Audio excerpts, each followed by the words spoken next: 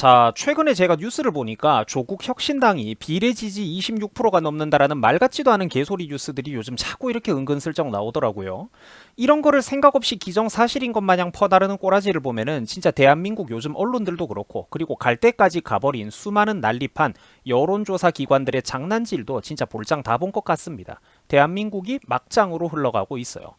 자, 여러분들 상식적으로 생각을 한번 해보세요. 조국 저 인간의 개인 파급력이 정말로 메이저 정당급으로 저 정도로 강력한 인물이었다면 애초에 그렇게 한 번에 나락에 가지도 않았을 거고, 과거의 당시 조국 사태와 이 시기를 기점으로 문정부에 분노했던 사람들이 과거 서울에 그만큼 반조국 집회를 어마어마한 규모로 뛰쳐나오지도 못했을 겁니다. 자, 여러분들 대한민국의 야바위 정치판이 돌아가는 꼬라지를 제가 좀 보고 있으니까 진짜 좀 솔직히 어이가 없더라고요. 생각을 한번 해봅시다. 조국처럼 마누라도 이미 유죄 판결을 받았고 본인도 이미 2심까지 지금 유죄 뜨고 볼장 다 본 사람이 예를 들어가지고 민주당 간판을 달고 어떤 지역의 지역구로 나온다라고 쳐봅시다. 조국이가 당선되겠어요? 안 된다니까. 당연히 공천 자체로도 엄청난 논란이 될 거고 당을 등에 업고도 일이 안 될 확률이 굉장히 높아요. 그 사람은 영향력이 없는 사람인 거야. 그러니까 좌파 애들이 지금 어떻게 국회에 저런 인간을 쑤셔 넣으려고 해를 쓰느냐, 잔대가리를 굴려가지고 수를 쓴다라는 겁니다. 공천은 도저히 부담이 커가지고 저런 인간한테 못 주겠고, 그렇다고 수도권 아무 지역구에 나와가지고 잡당으로 혹은 무소속의 조국이 45% 55% 내외의 표를 쓸어 담는다라는 식으로 장난질 주작을 하는 것도 어떻습니까? 티가 너무 많이 나죠. 그러니까 대가리를 굴린 게 좌파들이 그렇게 어지럽혀 놓은 거, 지들도 그 정확한 룰을 모르는 거, 복잡한 총선 룰 장난질 아래 비례당으로 나오면서 이 사람들이 꿀을 빤다라는 전략을 꾸미고 있다라는 겁니다. 물론 비례당이라고 할지라도 실제로는 저런 조국의 잡당이 그 정도 지지율이 안 나오는 게 원래 정상이에요. 근데 그냥 그렇다라고 꾸미는 겁니다. 그래가지고 당연히 이번 선거에서도 사전투표 마사지질이 들어갈 거고요. 그 전에 여론조사 장난질 가스라이팅도 꾸준히 하면서 최대한 국민들이 이 선거 결과에 반감이 덜하게끔 어떻게든 언론노조 민노총의 힘을 최대치로 풀어서 판세를 만져두고 있는 거예요. 그러면서 약간 무리수를 두면서 또 뭐를 합니까? 무리수를 두면서 민주당 의석수도 확보할 만큼 하고, 그러면서 조국 혁신당이 비례 돌풍을 일으킨다라는 개소리 핑계로 조국을 비롯해가지고 지금 답도 없는 좌파의 꼴통들 여러 명을 국회에 입성시키는 게 지금 좌파 세력들의 목표입니다. 헌데 이거를 정치권에 있는 당신들, 특히 국힘당 정신들 당신들이 이런 거를 감을 잡고 있어야죠. 좌파가 뻔히 장난질을 치고 지들한테 유리한 사기판을 슬금슬금 깔아가는데도 이거를 조직도 인력도 자금도 다 가지고 있는 정부와 정치권의 본인들이 파헤치지도 못하고 음모를 분쇄하지도 못한다면야, 그 거짓말로 만든 여론이 진짜가 된다라는 겁니다. 당하는 거죠. 그 못하면은 니들이 권력 쥐고도 못하면. 불과 여러분들 며칠 전까지만 해도 민주당은 저뿐만 아니라 정치판을 좀 내공 있게 봐오셨던 수많은 우파 네티즌 분들이 예전부터 익히 예상한 바와 같이 어떻게 올라갔습니까? 원래 민주당이 분위기가 정말로 안 좋았어요. 친문을 비롯해가지고 전통적인 586 운동권 계파들이 있죠. 그리고 비주류인 이재명계, 친명과 비명계의 갈등이 있었습니다. 이 구도로 흘러가면서 공천 학살이 수많은 분들이 1년, 2년 전부터 예상한 바와 같이 실제로 공천 학살이 매우 대규모로 벌어졌고 엄청난 갈등에 민주당 애들이 시달렸습니다. 여러분들 이 갈등이라는 거는 갑자기 하루아침에 봉합될 수 있는 게 아니에요. 차별받는 사람들이 가만히 있습니까? 그 밑에 지지자들하고 딸린 식구들이 얼만데. 당시만 해도 그래가지고 여러분들 민주당 자체 조사에서도 지들이 뭐라고 했습니까? 100석 초반도 자기들은 힘들 거라고 했고, 반면에 언론에서는 국힘이 150, 160, 170석 이상도 가능할 거라고 얘기가 실제로 나왔었습니다. 그죠? 근데 불과 갑자기 3월 중순으로 접어들면서 무슨 일이 벌어졌죠? 불과 며칠 만에 언론들이 전국 단위에서 보면은 그 정말 인지도가 약한 인물들을 가지고 갑자기 각종 막말 프레임을 잡고 각종 용산 인사 프레임실들 따위로, 솔직히 일반인들은 그 사람들 이름도 모르는 사람이 솔직히 수두룩한데 이런 거를 프레임으로 그렇게 거대하게 내세우면서 그 뉴스들을 핑계거리로 내세우면서 45%가 넘는다라고 하던 서울권 국힘 지지율을 이것들이 얼마라고 발표합니까?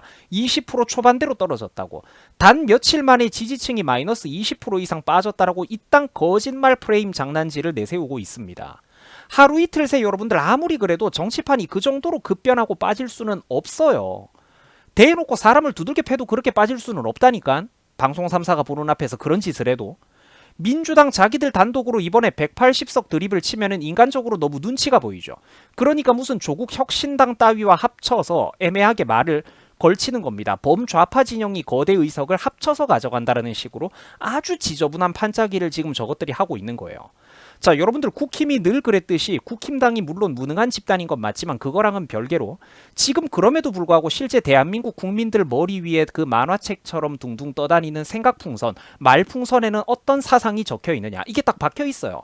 대한민국 국민들이 그래도 상당수는 이재명만큼은 반드시 막아야 된다. 민주당 586 운동권들의 그 특권, 저것들만큼은 반드시 우리가 가로막고 넘어가야 된다라는 거를 진지하게 공감대 느끼고 있는 사람들 아직까지 많습니다. 예, 저도 알아요. 국힘이 잘해가지고 그러는 게 아니라 민주당과 이재명만큼은 막아야 된다라는 거를 알고 있는 국민들이 많다라고요. 하지만 근데 그렇지 않다는 식으로 여론을 가스라이팅을 하죠. 국민 여론과는 다른 적절히 만들어진 여론판을 한 달 내내 이렇게 이제 총선을 앞두고 지속적으로 가스라이팅을 한다라는 겁니다. 국민들에게. 그래야 이상하고 충격적인 선거 결과가 나와도 그 전에 사람들이 지금 이렇게 가짜 여론조사에 가스라이팅이 돼가지고 반감이 덜하잖아요. 그리고 안 그래도 혼탁한 정치판, 수많은 이권이 걸린 이 판에서 불안감을 느낀 우파 지지층들이 어떻게 됩니까? 분열이 보다 크게 되고 혼란도 극대화가 되는 거죠. 여론에서 마음이 지금 흔들려 있으니까. 그리고 여러분들 이낙연 신당이 저 정도로 존재감이 없을 수는 없습니다. 저 사람이 저렇게 존재감이 없으면은 언론에서도 좌파 언론 노조가 그렇게 심각하게 두 사람의 갈등을 다루지도 않았을 거예요. 과거에 여러분들 민주당과 메이저 좌파 정당이 공천 갈등 문제로 거대하게 분열됐던 사례가 없었던 것도 아닙니다. 크게 분열된 적 많았어요. 옛날부터. 전통적인 지지층을 무시하면은 당연히 그게 분리가 되거든요. 표심이. 원래 정치가 그렇습니다. 이재명은 그러니까 민주당 내에 뿌리가 깊은 사람이 아니에요. 이재명은 전통적인 586 운동권하고는 계파가 다릅니다. 이낙연이 그러니까 비주류 출신이란 말이에요. 이낙연이가 최근에 아예 존재감이 사라지는 것도 좌파 언론 노조가 여기서 밀리면 자기들이 다 죽으니까 의도적인 공작질을 하고 있는 겁니다. 이낙연은 좌파 진영에서는 비중이 이것보다는 적어도 큰 인물인 게 분명히 맞고, 저는 물론 저 사람도 싫어하지만 이것보다는 비중이 큰 인물인 거는 맞고, 실제로 지난 민주당 단독 대선 후보를 선출하던 시절에도 무슨 일이 있었습니까?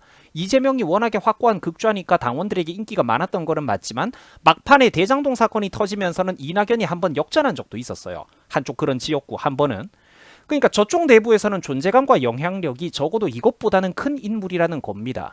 그렇기 때문에 이재명도 지금처럼 친명, 비명계, 공천 차별을 하기 전에 이낙연계를 한번 어르고 달래고 안아보려고 그렇게 애를 썼던 거예요. 전통적인 586 민주당 터줏대감들이지만 공천이 학살이 되죠. 이재명도 자기 사람을 심고 싶으니까. 그러면은 그 공천 학살되는 그런 민주당의 다선 의원이나 이런 힘 있는 사람들이 분당해가지고 나가가지고 민주당과 표를 한 20% 30%씩 갈라먹으면 어떻게 됩니까?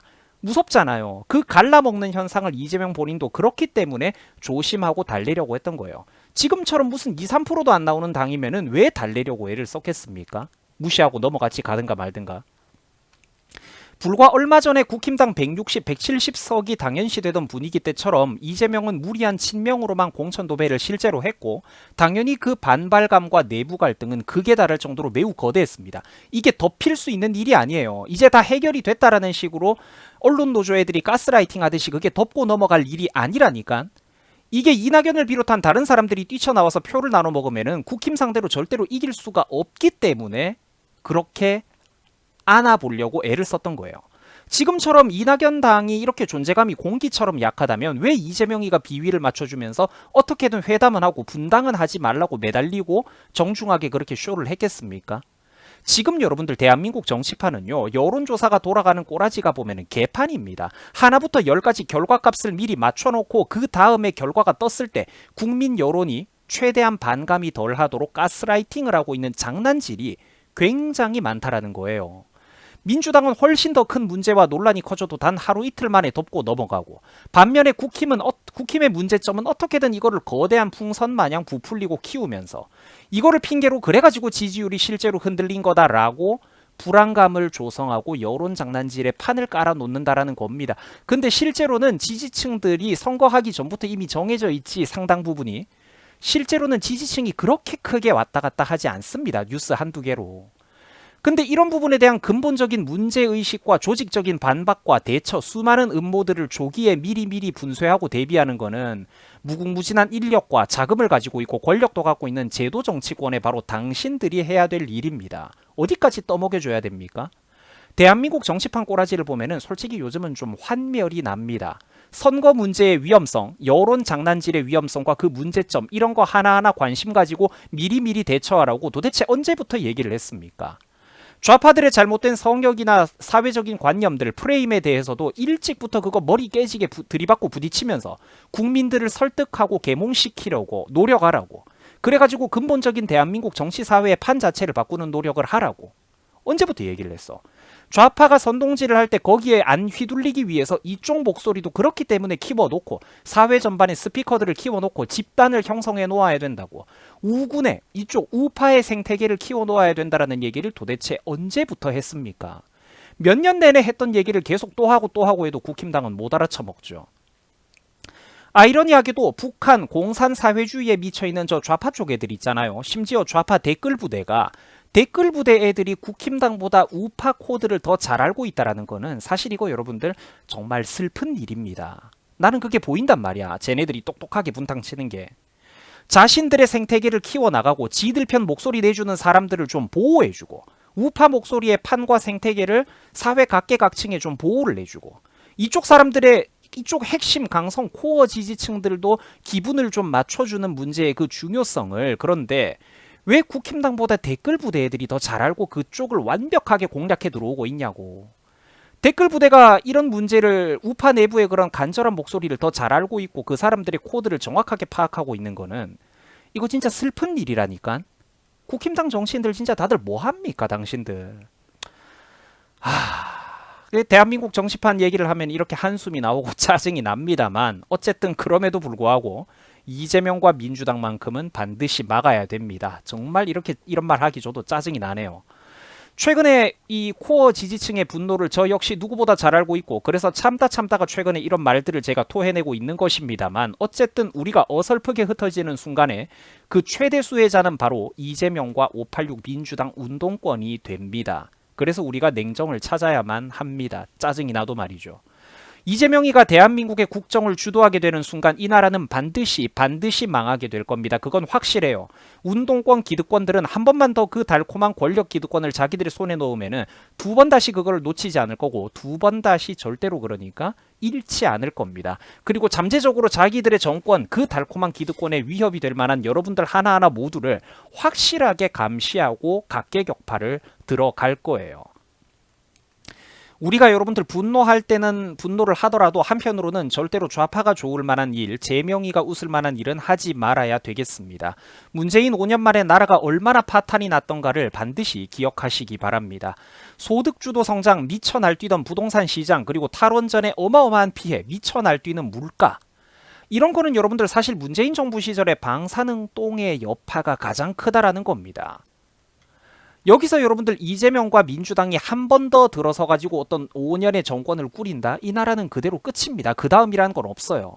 안타깝게도 모든 국민들이 이런 가슴 아픈 현실을 있는 그대로 바라보지는 못하는 것 같습니다만 통렬하게도 이게 대한민국의 정치판의 현실입니다. 자, 눈 뜨고 사는 사람들 모두 힘냅시다. 구독자분들 모두 그래도 힘내시고 멸공합시다. 여러분들 수고하셨습니다.